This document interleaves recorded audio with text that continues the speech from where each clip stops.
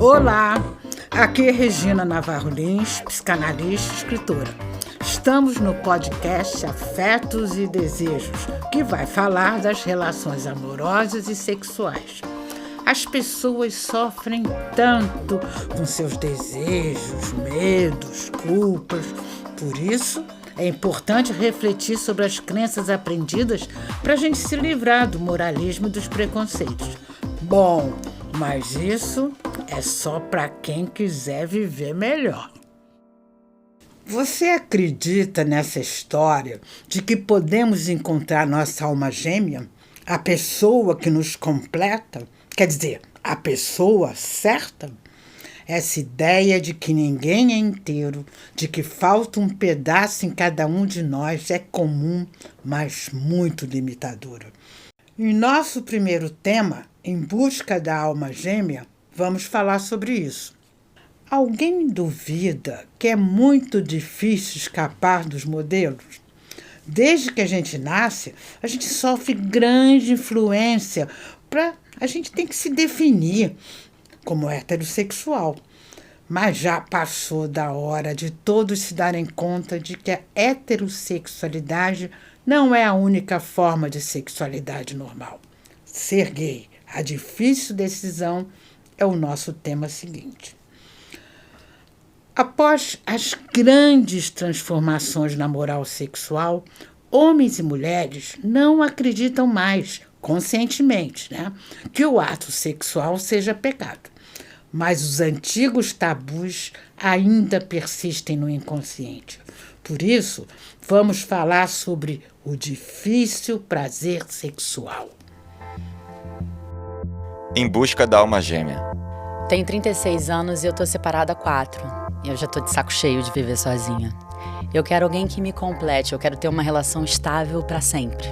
Eu já acreditei que liberdade não era ter hora pra chegar em casa, transar com quem quisesse, mas de tanto me perguntarem se eu não queria ter filhos, eu comecei a pensar no assunto. Eu adoro meu trabalho, mas o desejo de ser mãe surgiu com muita força. Eu preciso encontrar a pessoa certa e ficar quietinha, junto à minha alma gêmea. Se voltarmos a 2.500 anos, deparamos com essa história de que alguém pode nos completar. O primeiro filósofo do amor foi Platão, no século V a.C. Em seu livro, O Banquete, ele narra uma festa em que os 7 convidados presentes fazem discursos sobre o amor. É quando Aristófanes explica o mistério da atração que uns sentem pelos outros, relatando o mito do andrógeno original, que evoca o dualismo das criaturas. No início, nossa natureza era muito diferente do que é hoje. Cada humano tinha forma redonda, como uma esfera fechada sobre si, com 4 mãos, 4 pernas, 2 cabeças, 2 órgãos sexuais e todo o resto harmonioso. Haviam 3 espécies de seres: andros, ginos e androginos. Andros, entidade masculina composta de 8 membros e 2 cabeças, ambas masculinas. Ginos idem, porém feminina. Há andrógenos, composto por metade masculina, metade feminina. Dotados de coragem extraordinária, eles atacaram os deuses que, para puni-los e fazer com que se tornassem menos poderosos, os dividiram em 2. Seccionado, de Andros surgiram 2 homens, que apesar de seus corpos estarem agora separados, suas almas estavam ligadas. Por isso, cada um procurava sua metade. Andros deu origem aos homens homossexuais. O mesmo ocorre com os outros 2. Ginos deu origem às lésbicas e androginos aos heterossexuais. Quando se encontravam eram tomados por ternura, confiança, amor e o desejo de se fundirem ao objeto amado e constituírem em um só ao invés de 2. Desde então, segundo o mito, as metades separadas andam em busca de sua metade complementar. Hoje, há uma pergunta que mulheres e homens se fazem. Existe mesmo essa história de que podemos encontrar nossa alma gêmea, a pessoa que nos completa, quer dizer, a pessoa certa? Essa ideia de que ninguém é inteiro, de que falta um pedaço em cada um de nós é comum. mas é bastante limitadora. As pessoas vivem numa procura contínua do par amoroso e as frustrações daí decorrentes são muitas e desnecessárias. A complementação desejada não passa de uma ilusão, porque, na verdade mesmo, ninguém completa ninguém. O amor romântico, que surgiu no século XII, mas não podia fazer parte do casamento. Aliás, ninguém casava por amor, né? O casamento era considerado uma coisa muito séria para misturarem essa história de amor. Os pais é que escolhiam com quem os filhos iriam casar. Esse amor entrou nos casamentos a partir de 1940, muito incentivados pelos filmes de Hollywood. O amor romântico não é apenas uma forma de amor, mas todo um conjunto psicológico, ideais, crenças, atitudes, expectativas. Essas ideias dominam o comportamento das pessoas, determinando como que elas devem sentir, devem reagir. Esse tipo de amor não é construído na relação com a pessoa real. É construído sobre a idealização que cada um faz daquela pessoa. O amor romântico traz uma proposta bem sedutora, isso ninguém pode negar. Pensa, que remédio melhor para o nosso desamparo do que a sensação de nos completarmos na relação com o outro? A partir daí, surgem crenças equivocadas como: os dois devem se transformar num só. Quem ama não sente tesão por mais ninguém. O amado, deve ser a única fonte de interesse. Todos devem encontrar um dia a pessoa certa. A questão é que, por mais encantamento que cause num primeiro momento, esse amor se torna opressivo porque ele se opõe à nossa individualidade. Além disso, nossas dificuldades e mesmo o nosso sentimento de desamparo, esse sentimento é da condição humana, né? Não podem ser resolvidos na relação com o outro, e sim atenuados dentro de nós mesmos. Bom, a gente está assistindo a grandes transformações no mundo. E no que se diz respeito ao amor, o dilema atual se situa entre o desejo de simbiose, quer dizer, ficar fechado na relação com o parceiro, e o desejo de liberdade. Mas quando alguém alcança um estágio de desenvolvimento pessoal em que descobre o prazer de estar sozinho, se dá conta de uma profunda mudança interna, porque preservar a própria individualidade passa a ser fundamental. E a ideia básica de fusão, né, do amor romântico, aquela coisa dos dois serem um só, olha, deixa de ser atraente. Por enquanto, não há dúvida de que desejar viver relações de amor fora do modelo romântico pode ser frustrante.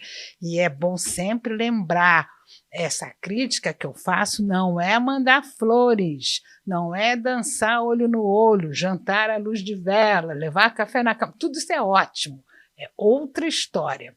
As pessoas, elas são viciadas nesse tipo de amor e fica difícil encontrar parceiros que já tenham se libertado dele. Mas eu acredito ser apenas uma questão de tempo. A Bonnie Krebs é uma cineasta canadense e ela escreveu um livro sobre o tema. E ela diz uma coisa muito interessante. Deixar o hábito de apaixonar-se loucamente para a novidade de entrar num tipo de amor sem projeções e idealizações também tem sua própria excitação. É a mesma sensação de utilizar novos músculos que sempre tivemos, mas nunca usamos por causa de nosso modo de vida. No entanto, ao começar a utilizá-los, podemos fazer com o nosso corpo coisas que antes nunca conseguimos. Os músculos psicológicos também existem e devemos olhar através da camuflagem do mito do amor romântico a fim de encontrá-los. E então, ver com que se parecerá o amor quando mais pessoas começarem a flexioná-los.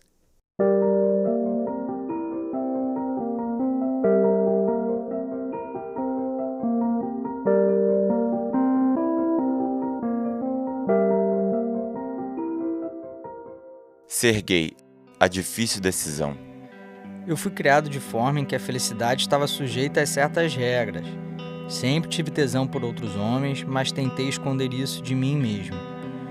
Agora, perto da meia idade, vivendo só depois do fim de meu casamento, recebi uma cantada de um colega de escritório. Fingi espanto e até ensaiei um tom de ofensa, mas ele me desarmou sorrindo e dizendo: "Sei que você gosta da coisa."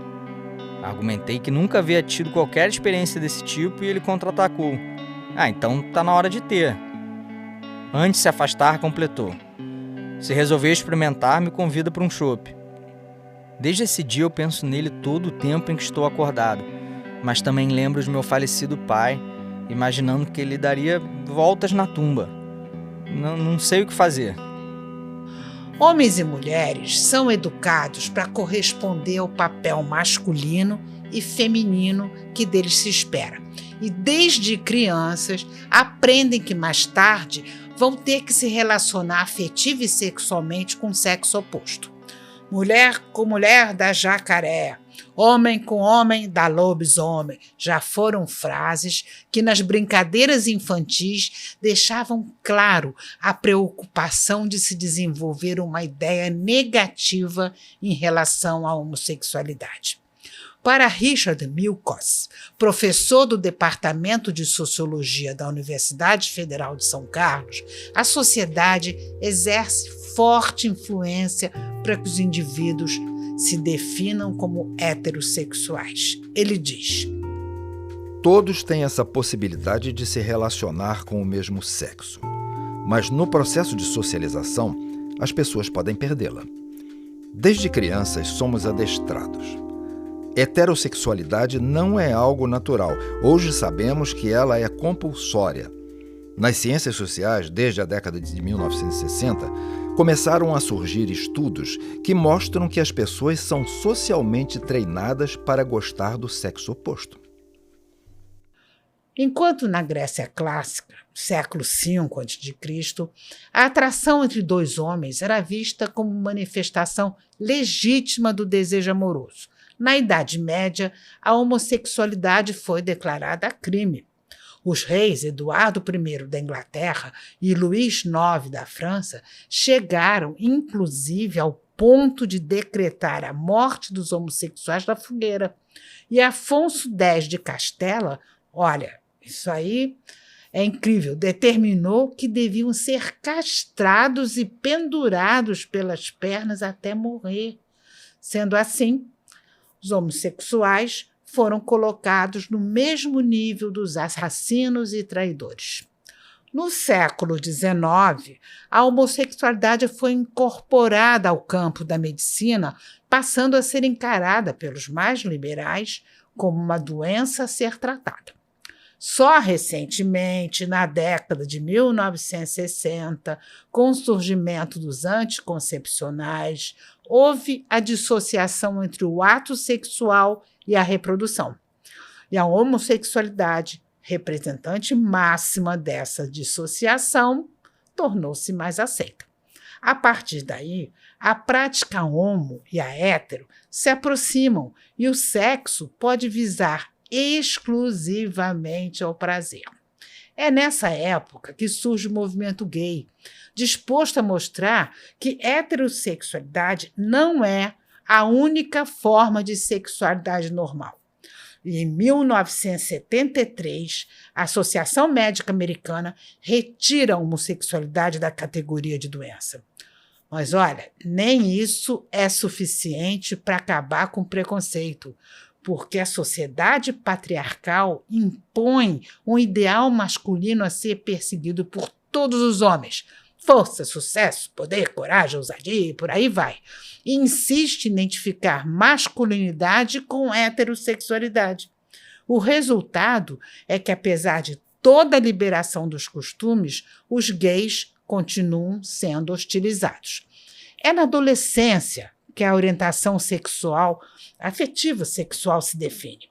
Assustado, o jovem muitas vezes não consegue admitir nem para si mesmo seus sentimentos e desejos.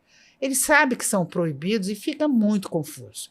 Ninguém escolhe ser homossexual. A escolha é outra. Você exterioriza ou você esconde.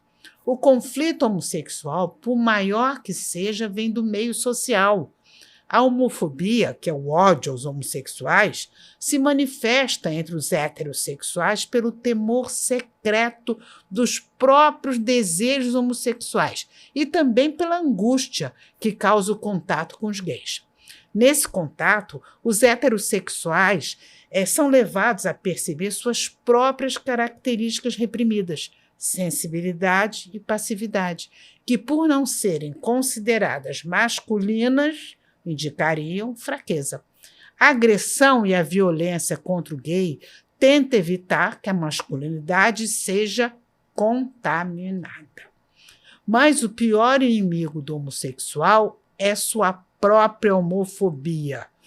Isso porque, introjetando de tal forma os valores da sociedade em relação à homossexualidade, muitos gays se recriminam por desejar outro homem, negam completamente o sexo ou levam uma vida dupla, casando e tendo filhos. É grande o esforço que fazem para acreditar que são heterossexuais, mesmo à custa de muito sofrimento. Olha, é preciso mudar isso, né?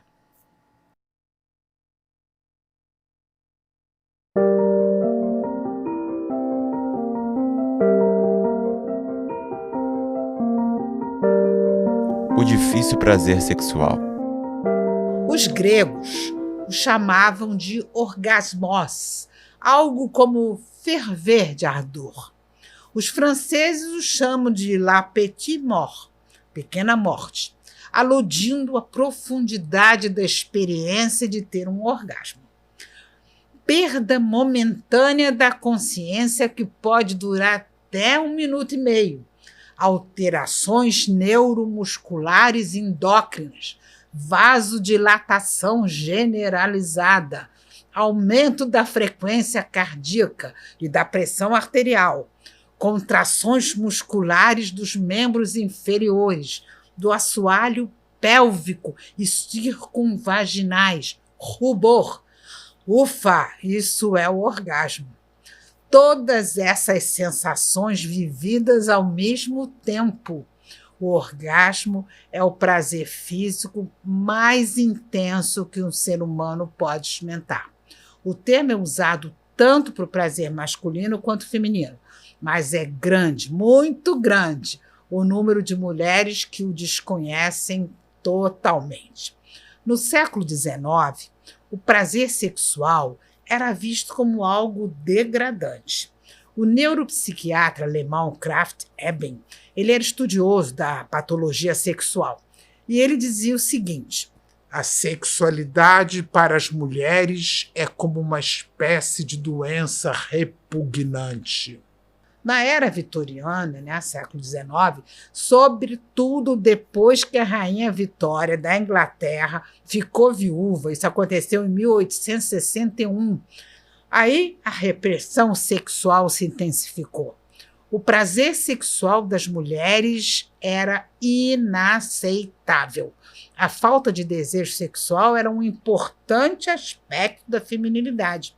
O ponto de vista oficial da época foi bem expresso pelo médico Lord Acton. Ele escreveu o seguinte: felizmente para a sociedade, a ideia de que a mulher possui sentimentos sexuais pode ser afastada como uma calúnia vil. Gente, no século XX, o orgasmo feminino começa a ser admitido com muita cautela.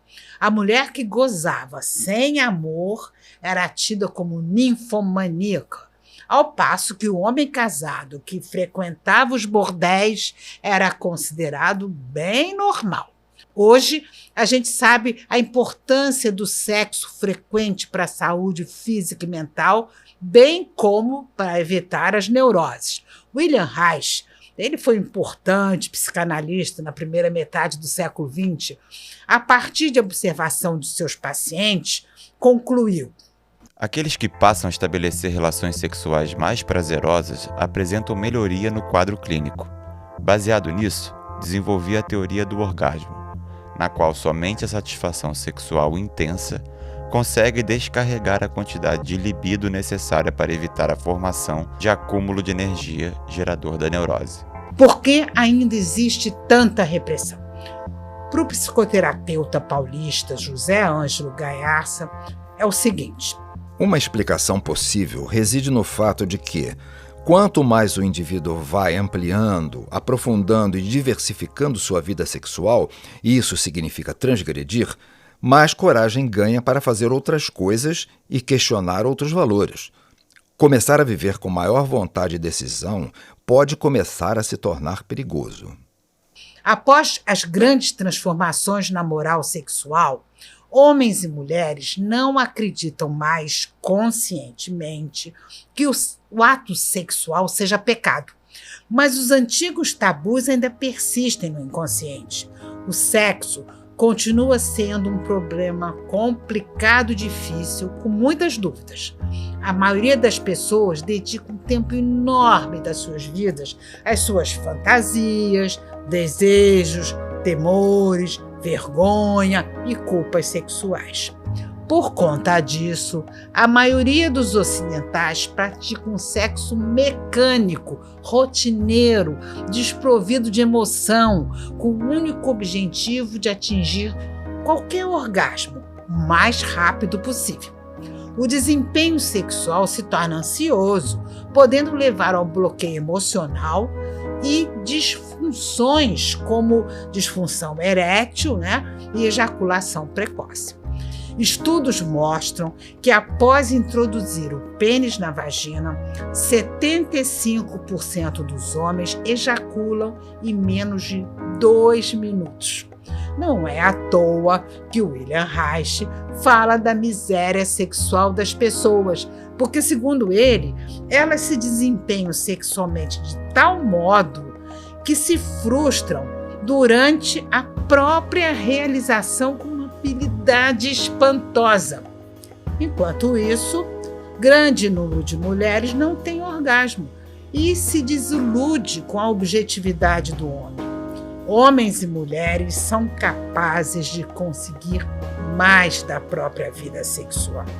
Os jogos de amor oferecem um espaço imenso onde podem crescer e se desenvolver desde que encontrem tempo, energia, coragem e honestidade para partir em busca desse objetivo.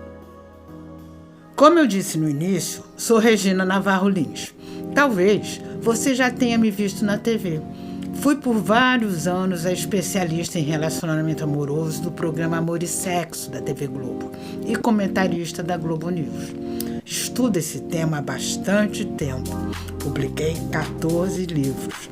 Entre eles, há 28 anos, o best-seller A Cama na Varanda, que continua bem atual.